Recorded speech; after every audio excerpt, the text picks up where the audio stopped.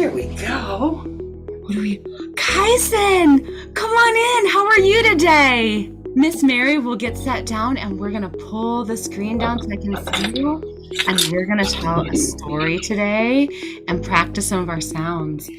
I was super reluctant. We were actually in a meeting in here, and I thought, how is this ever going to work with 3 and 4-year-olds?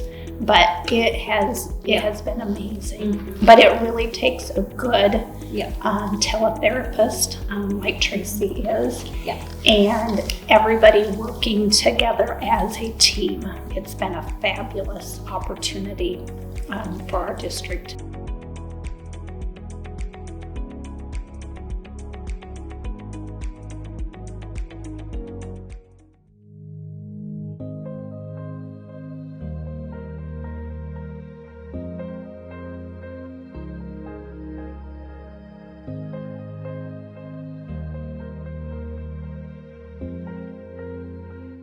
I think teletherapy is, like, for me, let me see how much more you can do, just on Zoom and on, we meet, sometimes it's late at night on the weekends and stuff, but it's, we feel able to do that because that's just kind of how it is. Our job is to serve, support, and advocate to meet the needs of that child in the best way possible. When we look at that, I think that's why teletherapy works, because we have a team of people that shares that data, is the boots on the ground, will fill you in on the backstory of what that child's needs might be. We are in communication all of the time. So whether it's through evaluation or we're just observing children, one of us or all of us are there doing it, but we're connecting with Tracy and we're all sharing information through a variety of modes. We meet monthly.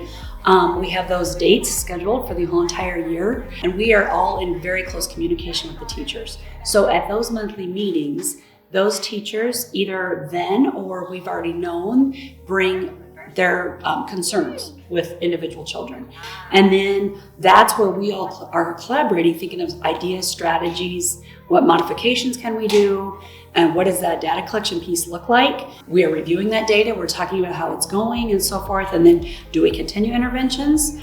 They were successful, or do we possibly look at going to disability suspect and going down that route? So then he had an idea. We had to follow him to the rainbow. And how did we fix the problem? We had to tell him to do what with the pictures?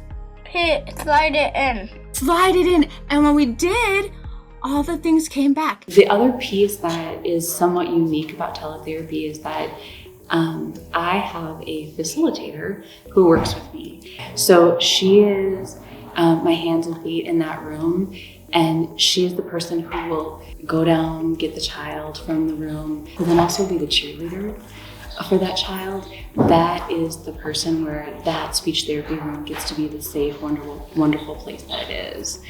A facilitator is kind of the link between the SLP and the teachers. I make sure that the communications all get to Tracy. Teachers ask questions, or they want something, need something.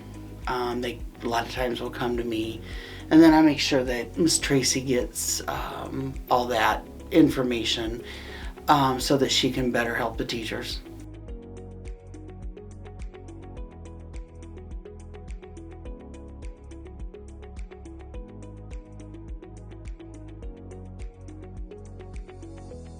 I work very closely with Tracy Lorang and her teletherapy program. This is an example of something that she has suggested that I use in my classroom. So I have students who struggle with their letters and sounds. So if I'll tell a student find letter B, B says B, and then they're going to find it and put it in the arc. So this has been a great help for me and my students. Speech sound wall, we use this quite a bit. I have students that are struggling with their vowel sounds. The biggest one that I have in my classroom is the short E that says like a big smile.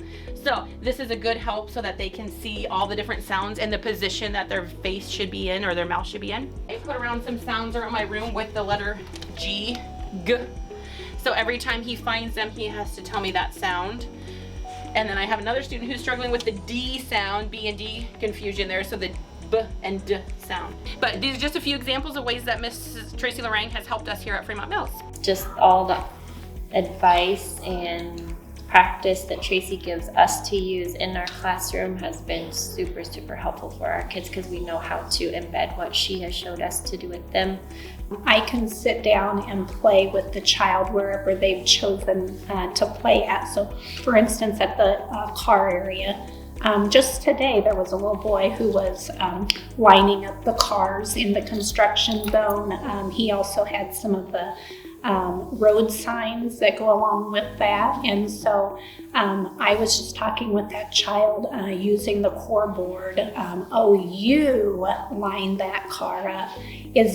Can I have a turn? So just pointing to some of those different words on the core board and incorporating that into whatever it is that the child is playing, whatever their interests are. And so the goal is that really we look at that child, and no matter if I'm teletherapy or if I'm in person, all of those opportunities are part of that child's day, so that we look at that SDI all the way through. So it's in the universal level, it's in the extra opportunities that both of you do for special education, and then it's also one-on-one with me, and then we hopefully get those outcomes, and by giving those extra opportunities throughout the whole system, we see success for that child. Tracy, because of our monthly meetings, I know what communication strategies are in place for most of the students that I'm coming in to observe.